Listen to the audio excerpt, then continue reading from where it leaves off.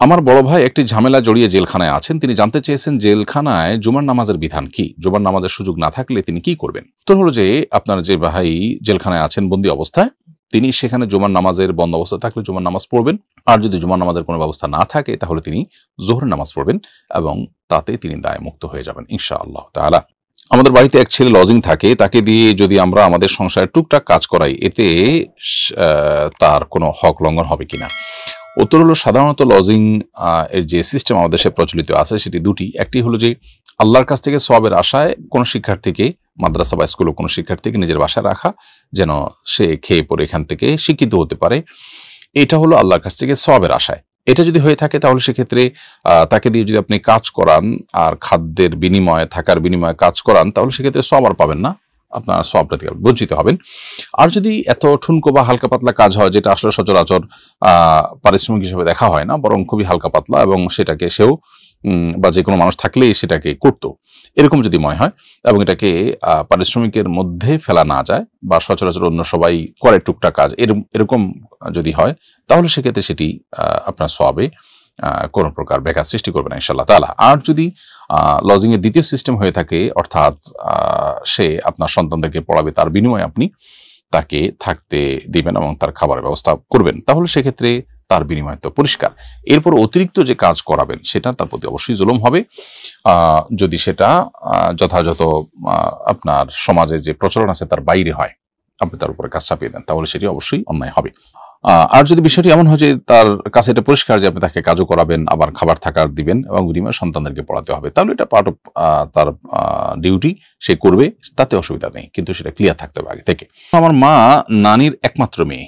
নানির বিচ্ছেদ হলে নানির আরেক জায়গায় বিয়ে হয়, সেখানে নানির কোনো সন্তান হয়নি। আমার প্রশ্ন হলো, নানির সমুদয় সম্পত্তির মালিক কি আমার মা হবে নাকি দ্বিতীয় স্বামীর আত্মীয় স্বজনরাও পাবে? উত্তর হলো যে আপনার মা যেহেতু একা, অতএব আপনার মা অর্ধেক সম্পদ পাবেন, বাকি অর্ধেক যে সম্পদ আছে সেটা আপনার বাবার অন্যান্য যে ওয়ারিসরা আছেন রেখে যাওয়া, সে সমস্ত ওয়ারিসরা পাবেন। সে সমস্ত ওয়ারিসদের মধ্যে এমন কেউ থাকতে পারেন রক্ত সম্পর্কে, যেমন তার ভাই থাকতে পারেন, অন্য অনেকে থাকতে পারেন। ঠিক কারা কারা বেঁচে আছেন সেটা দেখলে তারা কে কতটুকু পাবেন সেটা বলে দেওয়া যাবে। আর যদি অন্য কোনো ওয়ারিস না থাকে তাহলে বাকি অর্ধেক আপনার মা পেয়ে যাবেন। কিন্তু আপনার নানির যে আরেকটি বিয়ে হয়েছে, সেখানে যদি কোনো সন্তান হয়নি, সেখানে সেই স্বামী যদি বেঁচে থাকেন তাহলে তার একটা হিস্সা সেখানে থাকার সুযোগ আছে। যেহেতু তিনি স্বামী অবস্থায় আপনার নানির মৃত্যু হয়েছে, অর্থাৎ তার বিবাহে থাকা অবস্থায় মৃত্যু হয়েছে, সেহেতু তার একটা হিস্সা থাকবে যদি তিনি বেঁচে থাকেন। আর যদি তিনি আপনার নানির আগে মারা যেয়ে থাকেন এবং সে ঘরে কোনো সন্তান না থাকে, তাহলে আপনার নানির সেই ঘরের কোনো ব্যক্তি কোনো সম্পদ পাওয়ার সুযোগ নেই, কারণ তারা কেউই আপনার নানির রক্ত সম্পর্কে আত্মীয় নন। তো আমি যুক্তরাজ্য প্রবাসী, আমি কেবলা দেখার জন্য একটি অ্যাপ ব্যবহার করি, পরে অন্য একটি অ্যাপ দেখে বুঝেছি আমি গত 3 মাস ভুল দিকে নামাজ পড়েছিলাম।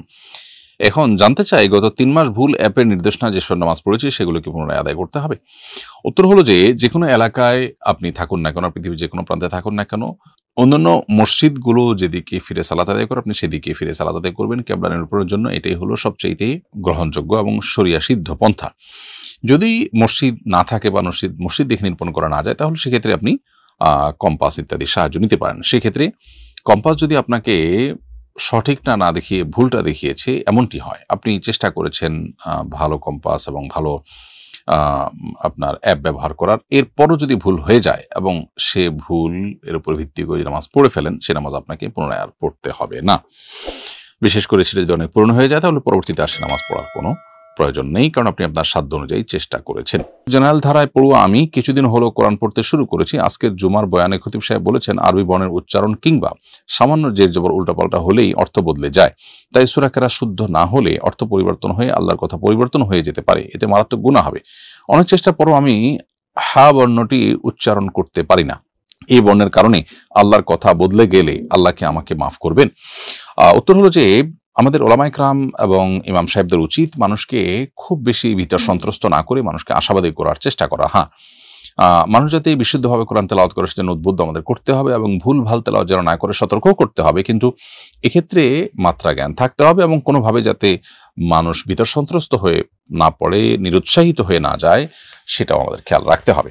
আল্লাহ রাব্বুল আলামিন মানুষকে তার সাধ্যের বাইরে কোনো কিছু চাপিয়ে দেন না। লা ইউকাল্লিফুল্লাহু নাফসান ইল্লা উসআহা, সাধ্যের বাইরে আল্লাহ তাআলা কিছু চাপিয়ে দেন না। অতএব আপনি হ্যাঁ বর্ণ উচ্চারণ করার জন্য বহু চেষ্টা করে যদি না পারেন, এটার ফলে আপনার কোনো গুনাহ হবে না ইনশাআল্লাহ তাআলা। ঠিক একইভাবে কেউ যদি কোরআন তেলাওয়াত করার সময় তিনি শুদ্ধভাবে তেলাওয়াতের জন্য চেষ্টা করেন, ইনশাআল্লাহ দিন আল্লাহর কাছে তিনি সওয়াব পাবেন। এমনকি কেউ যদি খুব স্পিডে তেলাওয়াত করতে না পারেন, শুদ্ধ বিবেচনা করতে গিয়ে অনেক ধীরে ধীরে পড়েন, বেঁধে বেঁধে পড়েন, তাকে ডাবল সওয়াব দেওয়ার কথাও কিন্তু হাদিসে আছে। অতএব কোরআন তেলাওয়াত করার চেষ্টা আমাদের করতে হবে। শুদ্ধভাবে তেলাওয়াত করার চেষ্টা থাকলেই আমরা আল্লাহর কাছে দায়মুক্ত থাকবো ইনশাআল্লাহ। ফিদিয়া সম্পর্কে জানতে চাই, নামাজ পড়তে না পারলে এর ফিদিয়া আদায় করে দিলে নামাজ না পড়ার গুনাহ কি মওকুফ হয়ে যাবে? দেখুন, শরীয়তে সিয়ামের ফিদিয়ার কথা বলা হয়েছে। কোরআনে কারিমে আল্লাহ তাআলা বলেছেন, ওয়া'আলাল্লাযীনা ইউতীকুনাহু ফিদিয়াতুন তা'আমু মিসকিন, যারা সিয়াম সাধন করতে পারছে না, রোজা রাখতে পারছে না এবং স্থায়ী রোগে বা বার্ধক্যজনিত সমস্যায় তারা আর কখনো সুস্থ হয়ে রোজা রাখার সম্ভাবনা আপাতদৃষ্টিতে নাই, তারা রোজার বিকল্প হিসাবে ফিদিয়া দিবে। এরকম ব্যক্তি অসুস্থ অবস্থায় মারা গেলে তার ওয়ারিসে তার তরফ থেকে ফিদিয়া দিবে। এটা কোরআনে রয়েছে এবং এটা শরীয়তে রয়েছে। নামাজের বিকল্প হিসেবে ফিদিয়া দেওয়ার কথা কিন্তু বর্ণিত হয়নি। এজন্য ইমাম আযম আবু হানিফা রাহিমাহুল্লাহ, ইমাম আবু ইউসুফ রাহিমাহুল্লাহ তারা নামাজের ফিদিয়ার কথা বলেন না। কিন্তু ইমাম মুহাম্মদ রাহিমাহুল্লাহ বলেন যে নামাজ যেহেতু রোজার চাইতে গুরুত্বপূর্ণ, অতএব এখানেও প্রত্যেক নামাজের জন্য একটা করে ফিতরা, একজন করে মিসকিনের খাদ্য দেওয়া, যেটা আমাদের ফিতরাতে দিতে হয় ঈদুল ফিতরের আগে, প্রত্যেক নামাজের জন্য সে পরিমাণ দান করা, খাদ্য দান করা, এটা হলো ফিদিয়া। এটা প্রত্যেক নামাজের জন্য তিনি প্রযোজ্য বলেন এবং এটি সিয়ামের সাথে কিয়াস বা তুলনা করে বলেন। এবং এক্ষেত্রে তিনিও বলেন যে এটা যদি ফিদিয়া হিসাবে কবুল না হয় তাহলে মৃত ব্যক্তির তরফ থেকে সাদাকা হিসাবে গণ্য হবে। তাহলে এখান থেকে বোঝা যায় যে আসলে নামাজের জন্য সরাসরি ফিদিয়ার কথাটি কোরআন হাদিসের আলোকে সেভাবে সাব্যস্ত নয়। তবে ইজতিহাদের আলোকে উলামায়ে কেরাম অনেকেই এটাকে ফিদিয়া নামাজের ক্ষেত্রে আরোপ করেছেন যদি কেউ নামাজ রেখে যায় তাহলে। এর মানে এই নয় যে কেউ নামাজ পড়তে না পারলে ফিদিয়া দিয়ে দিলে নামাজ মওকুফ হয়ে যাবে, এই কথা পৃথিবীর কোনো আলেম বলেন না। এটা হলো কেউ যদি নিরুপায় হয়, মারা গেছে, নামাজ পড়তে পারেন না, আইসিইউতে ছিলেন, নামাজ পড়তে পারেন নাই, বা অসুস্থ ছিলেন, নামাজ পড়তে পারেন নাই, মারা গেলেন, তখন তার তরফ থেকে ফিদিয়া দেওয়ার কথা বলা হয়, যদিও সে বিষয়ে সংখ্যাগরিষ্ঠ আমাদের মত ভিন্ন। অতএব নামাজ আসলে এমন একটা ইবাদত যেটার কোনো বিকল্প নেই।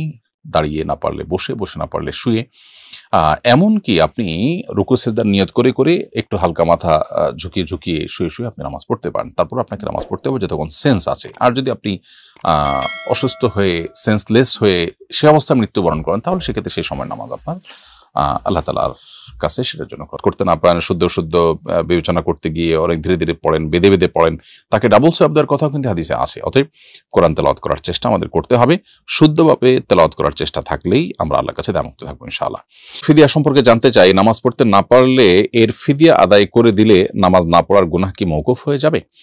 দেখুন, শরীয়তে সিয়ামের ফিদিয়ার কথা বলা হয়েছে। কোরআনে কারিমে আল্লাহ তাআলা বলেছেন, ওয়া'আলাল্লাযীনা ইউতীকুনাহু ফিদিয়াতুন তা'আমু মিসকিন, যারা সিয়াম সাধন করতে পারছে না, রোজা রাখতে পারছে না এবং স্থায়ী রোগে বা বার্ধক্যজনিত সমস্যায় তারা আর কখনো সুস্থ হয়ে রোজা রাখার সম্ভাবনা আপাতদৃষ্টিতে নাই, তারা রোজার বিকল্প হিসাবে ফিদিয়া দিবে। এরকম ব্যক্তি অসুস্থ অবস্থায় মারা গেলে তার ওয়ারিসে তার তরফ থেকে ফিদিয়া দিবে। এটা কোরআনে রয়েছে এবং এটা শরীয়তে রয়েছে। নামাজের বিকল্প হিসেবে ফিদিয়া দেওয়ার কথা কিন্তু বর্ণিত হয়নি। এজন্য ইমাম আযম আবু হানিফা রাহিমাহুল্লাহ, ইমাম আবু ইউসুফ রাহিমাহুল্লাহ তারা নামাজের ফিদিয়ার কথা বলেন না। কিন্তু ইমাম মুহাম্মদ রাহিমাহুল্লাহ বলেন যে নামাজ যেহেতু রোজার চাইতে গুরুত্বপূর্ণ, অতএব এখানেও প্রত্যেক নামাজের জন্য একটা করে ফিতরা, একজন করে মিসকিনের খাদ্য দেওয়া, যেটা